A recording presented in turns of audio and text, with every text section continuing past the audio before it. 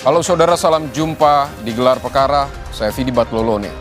Saudara, polisi masih menyelidiki dugaan perundungan yang mengakibatkan seorang siswa SMP di Tangerang Selatan meninggal dunia. Berdasar pengakuan keluarga, MH mengalami perundungan sejak menjalani masa pengenalan lingkungan sekolah. Lantas mengapa pihak sekolah tidak mengetahui perundungan yang dialami bocah 13 tahun tersebut?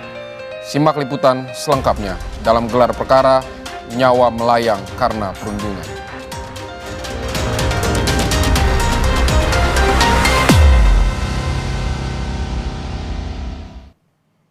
MH mengaku merasakan sakit di bagian kepala usai dipukul teman sekelasnya. Lantas bagaimana sebenarnya kejadian yang dialami MH? Simak penelusuran jurnalis Kompas TV Argan Anjani. Almarhum ini piket di hari Senin. Jadi almarhum ini mau ngambil sampah di kolong meja, baru pengen ambil, belum sempat ngambil. Cuman dari belakang itu katanya pelaku mukul pakai kursi. Apalagi setelah kejadiannya menjadi bahan evaluasi bagi kami. Kemarin kami tidak masang CCTV di kelas, tapi di beberapa titik di tempat aktivitas siswa kayak di Selasar, di lapangan dan basah. Mungkin ini jadi tambahan kami untuk lebih mudah mengawasi aktivitas anak-anak sekolah.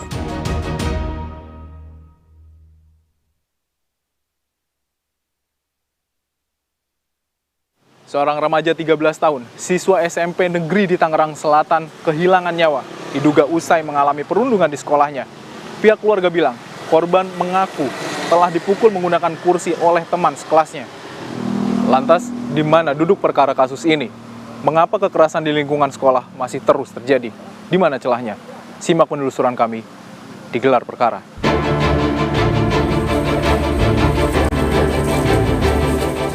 November, suasana haru mengiringi pemakaman MH, siswa SMP di Tangerang Selatan yang meninggal karena diduga mengalami perundungan di sekolahnya.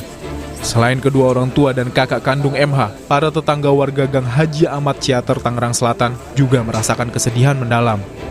Munculnya dugaan adanya tindak kekerasan terhadap MH di sekolah mendorong polisi berinisiatif menyelidiki kasus ini, meski belum ada laporan resmi dari pihak keluarga. Ini kami berinisiatif dari awal dari Polres Tangerang Selatan tanpa adanya laporan polisi maupun keterangan dari orang tua korban. Kami sudah melakukan rangkaian penyelidikan. Baru-baru ini kami mendatangi tempat tinggal MH. Suasana duka masih menyelimuti pihak keluarga. Kami bertemu ayah dan kakak perempuan MH. Masih jelas dalam ingatan Sahara kakak kandung MH, sehari usai kejadian, akhirnya MH bercerita pada sang ibu soal kejadian yang menimpa dirinya pada 20 Oktober lalu. Tapi awalnya itu dia nggak mau ngaku kan, tapi secara fisik tuh udah kelihatan dari matanya, cara jalannya seloloyongan. Terus kebetulan kan ada ibu juga di kamar, jadi kita komunikasinya di kamar. Ibu nanya, "Bang, kenapa sih ngaca terus? Jalannya juga aneh." Terus almarhum ini bilang, "Tapi mama jangan kaget, jangan nyesek, karena kan ibu punya penyakit jantung juga, jadi takut ibu kenapa-napa." Terus almarhum ini cerita lah, ternyata kepalanya ini dipukul pakai bangku sama temennya.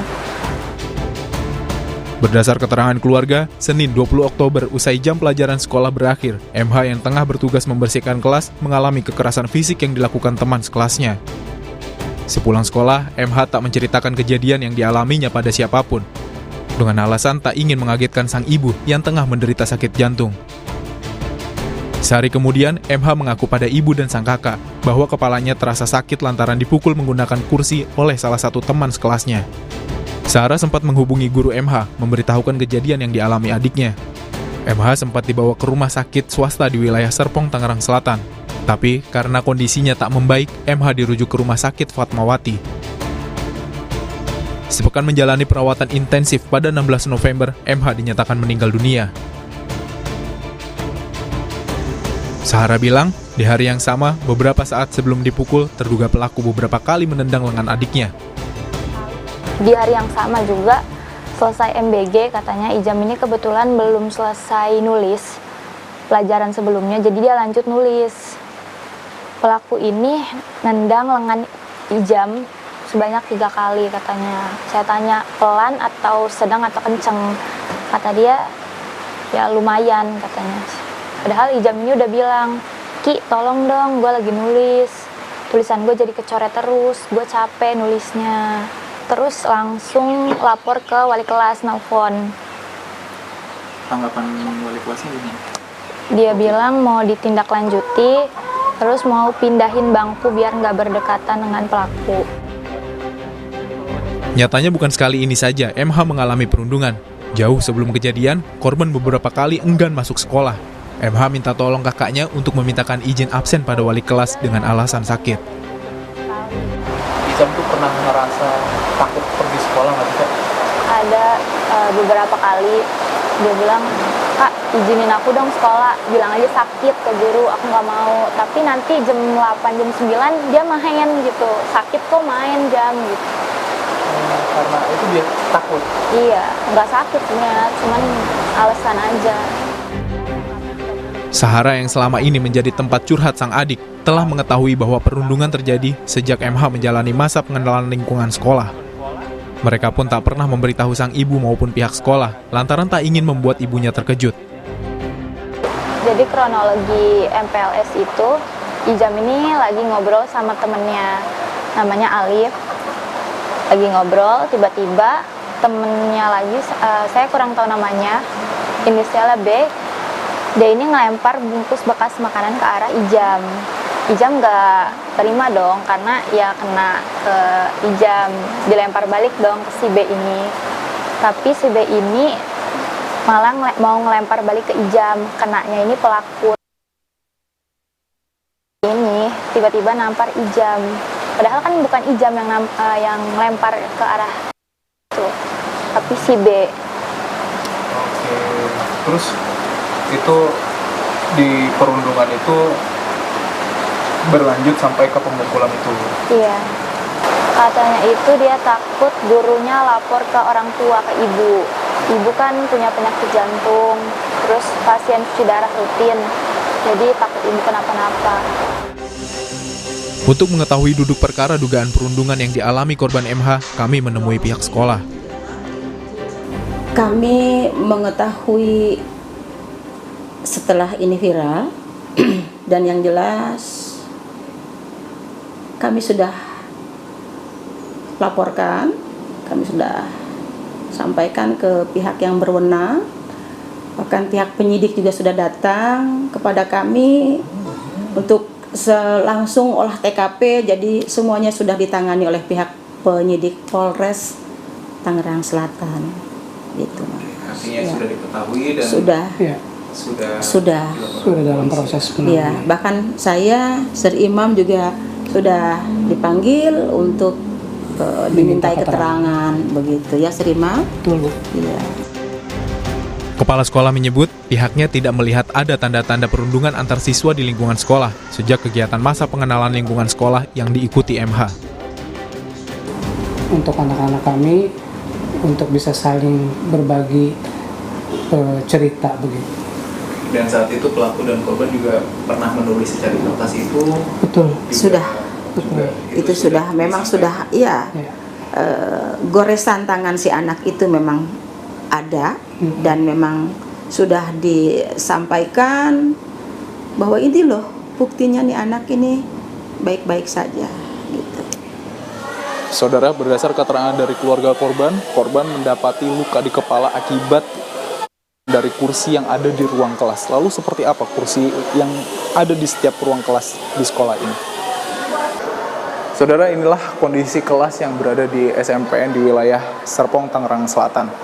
Dan ini adalah kursi yang diduga menjadi barang yang ke kepala korban.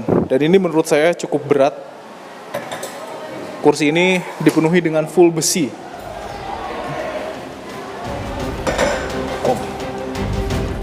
Hingga saat ini, Polres Tangerang Selatan masih melakukan penyelidikan untuk mengungkap dugaan kasus perundungan yang mengakibatkan korban MH meninggal dunia. Sejumlah saksi telah diperiksa, termasuk diantaranya pihak sekolah. Saat ini yang kami sudah periksa sudah total ada 6 orang saksi yang kita lihat, kita perkirakan mengetahui tentang adanya peristiwa dugaan tindak pidana ini.